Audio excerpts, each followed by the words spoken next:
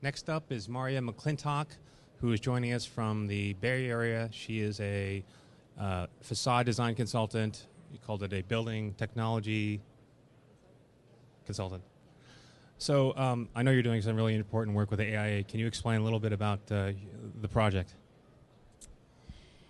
Yeah, so we are just finishing up a project developing a guide specifically for architects about the energy modeling tools that are out there and available for them to use, and trying to illustrate which ones are probably better suited for architects' use as compared to a lot of the products that are out there that are, at the moment, probably more geared towards engineers and energy modelers creating very difficult and complicated models for code compliance.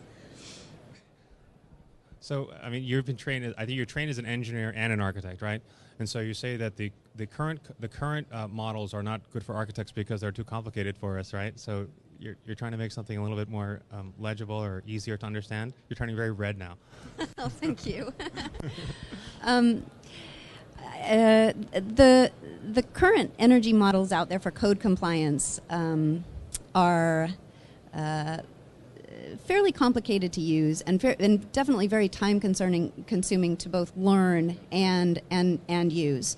However, on the flip side, there are a number of other smaller tools that are in the process of being developed, and some of which are out there and available, that are more geared towards sort of a graphic type of input that is more suited to architects, making it a little bit more component-oriented that helps for architects to better understand and get engaged in the modeling process, and also some of which also have and provide graphic output that also helps a lot in terms of the architects and the clients being able to engage the results and be able to understand and then utilize them in making design decisions.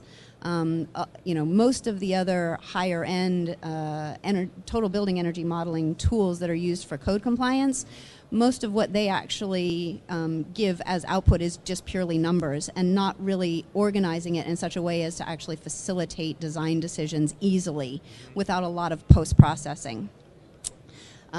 So this is the advertisement that we are trying to get out there. This is going to be the energy modeling guide for architects to help them understand what the tools are that are available to them. We are currently working on to finish up this energy modeling guide. It will be a searchable PDF that will be available, and I believe that the current release date is sometime the end of the summer. So is this, at what point would I refer to this, let's say in the design of a project? I mean, is this something that early on I can look at and there's some guidelines, and then as it gets more involved, there's more information? I mean, how is it structured? Very good question. We are hoping that as we move forward, to encourage architects to do energy modeling both early and often throughout the process, to help them to understand whether they're on track with the energy modeling component of the design process. So what we're hoping this guide will do is, number one, help architects to understand what tools are available that they might be able to engage and use early on the process that don't take them a lot of time to learn and get involved in using.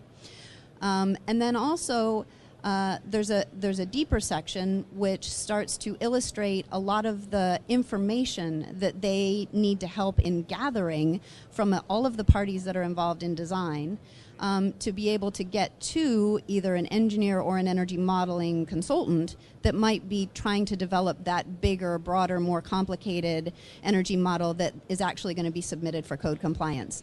So it actually has a number of levels. It helps the architect to understand what tools are available, as well as how they might better engage the more complex process of modeling for code compliance.